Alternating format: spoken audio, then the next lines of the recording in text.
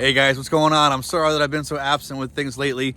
I'm planning on moving soon, and I'm also just been pricing out a ton of stuff and sizing up everything that I want to do with this.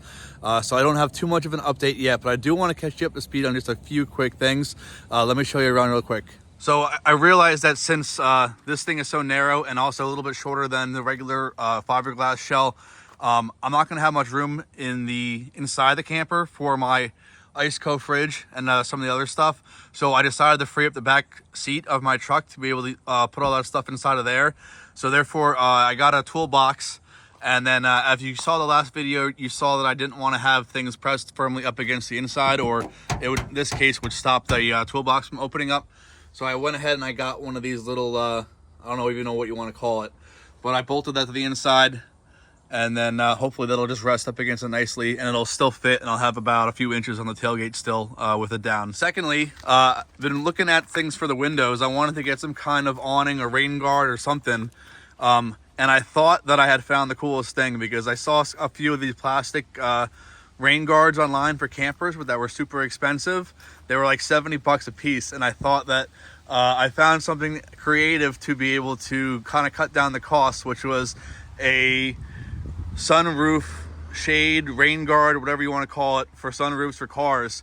The only problem is, although it fits perfectly left to right, there's a huge contour to it, and I doubt that it'll be able to stay firmly against the side to stop the rain, unless I was to bolt it down, which I don't want to do. But I think that would look pretty cool if I can go ahead and get the proper size one down the road. If I have to save up for it, a little bit of extra money. Not what I wanted to prioritize on this build as of yet, so it's just not something I'm going to pull the pin on, so just bear with me. These aren't going to work, so I will go ahead and return these. These were only about, I think, $32 a piece, something like that. Maybe I can find one that doesn't have as much of a contour, but unfortunately that won't work out. So in addition to that, because of the one sample Tusca camper that I showed you guys from the factory, they had a really cool roof rack on top, and I wanted to kind of make mine look the same. Then I realized that it's just going to add weight to it. I may not even put things on top because it'll probably just be way too high. And I want to prioritize putting some kind of roof vent, which I do already own from a project that I was going to use before, and I ended up getting rid of, and I still have it left over. So I'll probably leave the roof blank for now, and I'll probably put a, I think it's 11 inch by 11 inch. It goes intake and exhaust, so we'll see.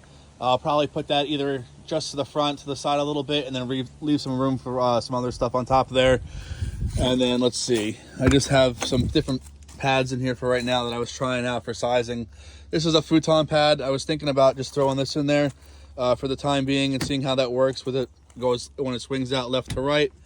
I also have my Hess mattress currently, and you can see that that's 25 inches folded up.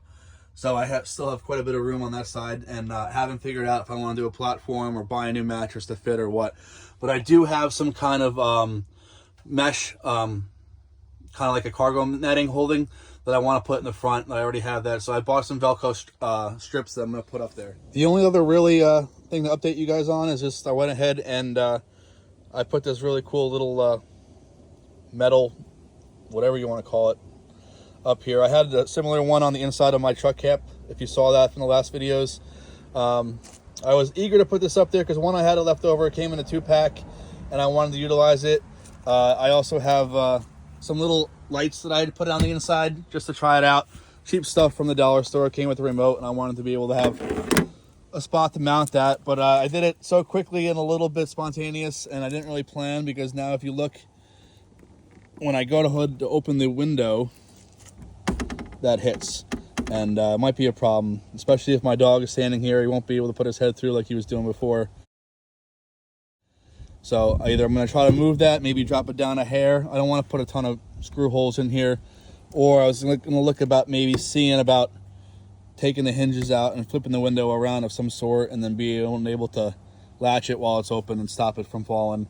So just little ideas that I'm having. I'm still playing around with it. Like I said, I got a little bit of some higher priorities right now at the moment with moving, and I'm going to be doing that.